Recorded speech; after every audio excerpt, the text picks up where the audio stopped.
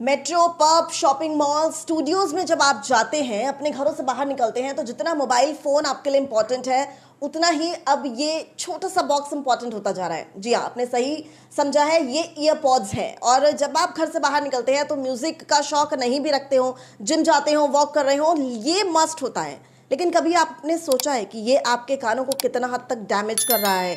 आपको हम बताएं कि 90 के दशक की मेलोडी क्वीन और 2500 से ज़्यादा गाने गा चुकी ऐसी प्लेबैक सिंगर अलका याग्निक ने अपने इंस्टाग्राम पोस्ट में बताया कि उन्हें एक सडन हियरिंग लॉस हो गया, यानी कि उन्हें जो सुनने की उनकी शक्ति है वो पूरी तरीके से खत्म हो गई है। जाहिर तौर पर आप सोचिए किस तरीके से कॉन्फिडेंस लेवल की धज्जियां उड़ जाती हैं जब एक व्यक्ति को ये पता चलता है कि वो सुन ही नहीं सकता और वो पूरी तरीके से सोशल लाइफ से दूर चली गई हैं।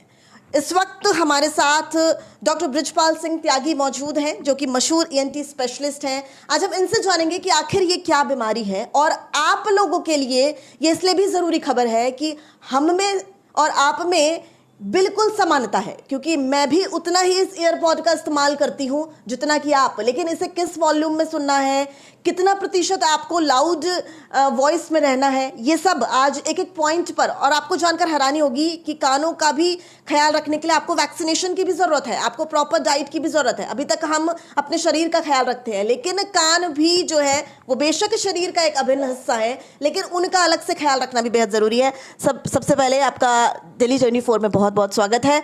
और इसको आप किस तरीके से हमें समझाएंगे? सबसे पहले मैं अलका याग्निक का जो केस है, ये जो सडन उनको हियरिंग लॉस हुआ है, ये कितनी गंभीर बीमारी? अलका जी को जो लॉस हुआ है, उन्होंने क्लेम किया है कि मुझे फ्लाइट में लॉस हुआ है। जो जब आदमी फ्लाइट में बैठता है तो आप ये देख रहे हैं, ये फिगर में यूस्टेशन ट्यूब है। ये यूस्टेशन ट्यूब मांसपेशी बना होता है, तो ये कोलैप्स हो जाता है। जब कोलैप्स हो जाता है तो अगर यहाँ कोई इन्फेक्शन उनको रहा होगा, वो अंदर का अंदर रह के वो ट्रेवल करता है, नस है। इस नस पे सूजन पैदा करता है। तो मैं उनको ये सोचता हूँ, ये प्रिडिक्ट करता हूँ कि अलका जी का जो मैंने प्रिडिक्ट किया है, ब्लड ग्रुप ओ होगा, क्योंकि ओ में परेशानी ज़्यादा होती है। दूसरी बात ये है कि जो उनको हुआ है वो वायरल इन्फेक्शन हुआ है, क्योंकि यूस्टेशन ट्यूब बंद होने से हमेशा कंडक्टिव लॉस होता है, अंदर की तरफ हमारा पानी रिस जाता है और एक थोड़ा हैवीनेस लगता है और डिजी लगता है, कुछ सुनने में कमी लगती है। लेकिन जो sudden sensory neural hearing loss है, उसका सिंपल रीजन जो मुझे समझ में आता है, वो एक तरह के वायरल इन्फेक्शन से होता है। अच्छा, आपने एक चीज़ और बताई कि जिस तरीके से कोल्ड हो जाता है, जुकाम हो जाता है, अक्सर लोगों को हो जाता है, वो भी क्या एक सिम्टम हो सकता है? जी, वो एक सिम्टम हो सकता है, उनको रहा होगा डेफिनेटली। और ऐसे में हम क्या कहते हैं कि फ़्लाइट से पहले एक फेक्सोफेनेडिन की टैबलेट होती है 120 मिलीग्राम, वो 2 घंटे पहले हमें लेना चाहिए, किसी भी फ्लाइट में चढ़ने से पहले, आम आदमी को भी। और एक जो वैक्सीन का मैं नाम बता रहा हूँ, ये सब याद कर लें, वो है क्वाड्रीवेलेंट फ्लू वैक्सीन। जो ये फ्लू वैक्सीन है, ये इस तरह के वायरल इन्फेक्शन को नहीं होने देते हैं जो कान पे असर करते हैं। वैसे भी जो फ्लू होता है वो साइनस में आ जाता है या कान में जाता है, और उसका और कोई रास्ता ही नहीं है। तो वो कान में जाता है तो इस नस पे सूजन पैदा कर देता है। मैं ये जानना चाह रही हूँ, जो हमारे लाखों दर्शक आपको सुन रहे होंगे, वो ये भी सोच रहे होंगे कि कोई ऐसा उपाय बताइए ना जो हम घर बैठे कर सके, क्योंकि जब सडन ये तो हियरिंग लॉस है, इसके लिए तो अब उन्हें पूरा मेडिकल परामर्श लेना पड़ेगा, वैक्सीनेशन भी लेनी पड़ेगी। भगवान करे जल्दी स्वस्थ हो, हम पूरी कामना करते हैं। लेकिन वो लोग जो घर बैठे हैं और उन्हें सडन हल्का हल्का दर्द होता है कान में, तो वो क्या करते हैं कि कुछ ऑयल का यूज़ कर लेते हैं, ईयरबड से अपने आप ही कुछ कुछ थेरेपीज करने लगते हैं। वो कोई ऐसी राहत बताइए ना जो वो घर पे बैठे कर सकें। देखिए, उनको क्या करना चाहिए, एक तो डाइट में पपीता लेना चाहिए, कीवी लेना चाहिए, ब्रोकली लेना चाहिए, और उनको बकरी का दूध लेना चाहिए। उससे अलग उनको क्या करना चाहिए, वो एक पॉली बैग ले लें और पॉली बैग को ऐसे नाक के ऊपर रखें और ऐसे करके उसमें हवा डालें। वो कार्बन डाइऑक्साइड है, उसको हम कार्बोजन थेरेपी बोलते हैं। पॉली बैग को रखिए, हवा फैलाइए, हवा वापस लीजिए, तो उससे जो कान की नस में डैमेज हुआ है वो उससे रिकवर होना शुरू हो जाता है। ये हमें 5 बार एक बार में करना है और कम से कम दिन में 6 बार करना है, जब तक हम डॉक्टर के पास ना पहुंच जाएं। अच्छा, अच्छा, एक आपने जो बहुत ही इंटरेस्टिंग चीज़ बताई, जैसे हम इस रूम में मौजूद हैं, मैं सर का इंटरव्यू ले रही हूँ, ये 80 dB है जो वॉइस है, लेकिन जब हम स्टूडियोज़ में जाते हैं, जब हम थिएटर्स में जाते हैं, जब हम पब्स में जाते हैं, आप सोचिए वहाँ पर शोर का लेवल क्या होता है, 120 dB। और सर के अकॉर्डिंग 1 से 1.5 घंटे से ज़्यादा हम उस शोर में नहीं रह सकते, लेकिन हम लंबे लंबे वॉकिंग आवर्स उस शोर में बिताते हैं, वो कितना हार्मफुल है? में जो ये आपने बताया है मुझे 120 डेसिबल में, मैंने पूरा आपको डायग्राम दिखा रहा हूँ, इसमें हम आधा मिनट रह सकते हैं। आधा मिनट? आधा घंटा नहीं, आधा मिनट।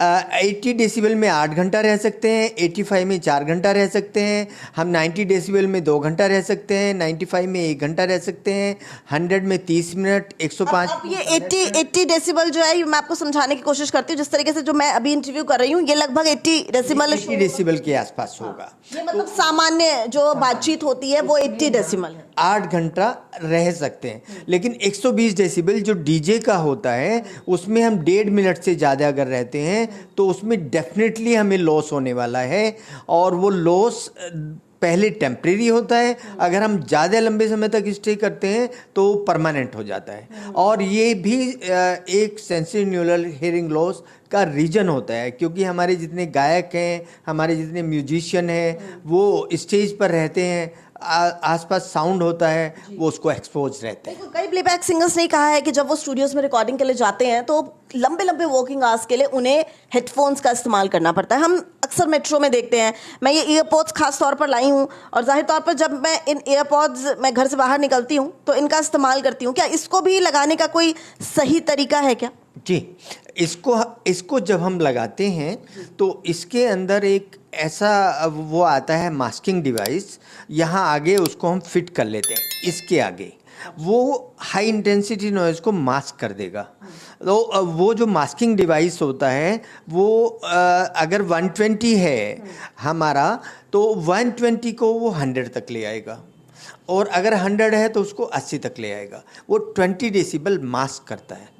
तो मास्किंग डिवाइस अगर हम हाई इंटेंसिटी नॉइज़ में हैं तो वो लगाना बहुत ज़रूरी है अपने इन कानों की नसों को बचाने के लिए। अच्छा, तो ये कहाँ से मिलता है? बिकॉज ये तो इतना अवेयरनेस तो है ही नहीं इस बात को लेकर। ये सब जो अपने हियरिंग एड वाले जितने भी शॉप्स होते हैं उन पे मिलता है। अगर हम उनसे मास्कर्स बोलें तो वो फिर ईयर मास्कर्स हमें दे देते हैं जो उसको डंप कर देते हैं 20 डिग्री डेसिबल। अच्छा, सर ये भी जानना चाहूँगी कि जिस तरीके से अभी इतनी अवेयरनेस इस लिहाज से नहीं है कि कानों को किस तरीके से सुरक्षित रखा जाए, तो आपने एक डाइट प्लान बताया है, और कोई एक्सरसाइज भी होती है, जैसे आपने एक पॉलिथीन वाला जो एक्सरसाइज बताया, और कोई एक्सरसाइज हो सकती है जिससे कि हम सडन हियरिंग लॉस? एक्सरसाइज होती है, उसको हम वेल्सिल्वा मैनोवर बोलते हैं।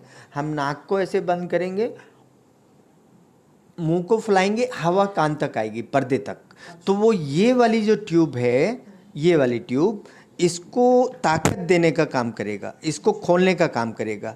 ये बीच बीच में बंद होती रहती है, बीच बीच में खुलती रहती है। तो इसको अगर ताकत मिलती है तो हमें हियरिंग लॉस होने की संभावना कम रहती है, तो फिर हियरिंग लॉस नहीं होगा।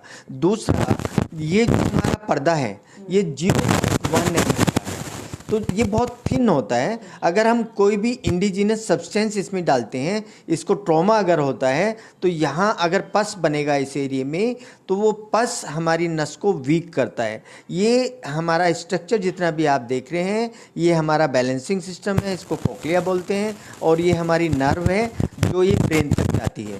तो हमें चक्कर भी आएंगे, हमें सर दर्द भी होगा, और हमें सुनने में भी कमी होगी। अगर ये नस जा रही है ब्रेन तक, तो क्या ये ब्रेन ट्यूमर के भी लक्षण हो सकते हैं? जी, अब वही मैं आपको बताना चाह रहा हूँ कि अगर एक कान में हुआ है तो एक ब्रेन ट्यूमर होता है जिसको हम सीपी एंगल ट्यूमर बोलते हैं। वो सीपी एंगल ट्यूमर यहाँ पर बनता है, और वो यहाँ जब वो बड़ा होने लगता है साइज में तो इस नर्व को प्रेस कर देता है। वो यहाँ बनता है सीपी एंगल ट्यूमर, तो इस नर्व को प्रेस कर देता है।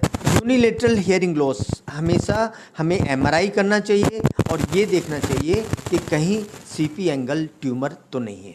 जनरली क्या होता है, घर में या तो ऑयल्स का यूज़ करते हैं या फिर कोई भी ड्रॉप्स जो है उनका यूज़ कर लेते हैं जिससे कि फौरी राहत मिल सके। इसको आप कितना डेंजरस मानते हैं? नहीं, ये बहुत डेंजरस है। देखिए, हम अपने कान में कुछ भी डाल लेते हैं, मैं ये रिकमेंड नहीं करूँगा, क्योंकि हम आँखों में काजल से अलग कुछ नहीं डाल सकते, हम कोई ऑयल नहीं डाल सकते, हम कोई इंडिजिनस सब्सटेंस नहीं डाल सकते। तो आँख देखने में हमारी हेल्प करती है और कान सुनने में हेल्प करता है, ये दोनों इंद्रियां हैं। तो हमें कान को भी उतना ही अपने आप को प्रोटेक्ट करना है जितना हम आँख को रखते हैं। कोई भी दिक्कत आती है ईएनटी सर्जन को ज़रूर कंसल्ट करना चाहिए और अपने कानों की देखभाल करनी चाहिए। आपके पास क्या पिछले कुछ समय में इसके जो पेशेंट्स हैं क्या वो कुछ बढ़े हैं? हमारे पास जब से ये म्यूजिक सिस्टम शुरू हुआ है, कार में डीजे आए हैं, या अभी जैसे कावड़ आ रही है बहुत डीजे बजेगा, तो ये जितना हुआ है उसके बाद हमारे पास एक दिन में करीब 30% पेशेंट ये ऐसे आते हैं जो सिर्फ एसएनएचएल होता है और उसको हम फिर इंजेक्शन डेक्सोना या जो भी मैंने थेरेपीज बताई उससे हम उसको ट्रीट करते हैं। बहुत बहुत शुक्रिया सर आपका इस पूरी बातचीत के लिए। तो साफ तौर पर आप देखिए कि कान कितने ज़्यादा संवेदनशील हैं। आप बेशक उसे शरीर का एक अहम हिस्सा माने, लेकिन उसका ख्याल रखना भी बहुत ज़रूरी है। हम अपनी आंखों का ख्याल रखते हैं, हम अपने दिल का ख्याल रखते हैं, अपनी किडनी का ख्याल रखते हैं, लेकिन कान देखिए कितने ज़्यादा ज़रूरी है। और आप छोटी मोटी ये जो एक्सरसाइज डॉक्टर सर ने बताई है, आप उन्हें घर बैठे कर सकते हैं और अपने कानों को सही सलामत रख सकते हैं। कैमरामैन हरविंदर के साथ दिव्या अग्रवाल, गाजियाबाद, न्यूज़ 24।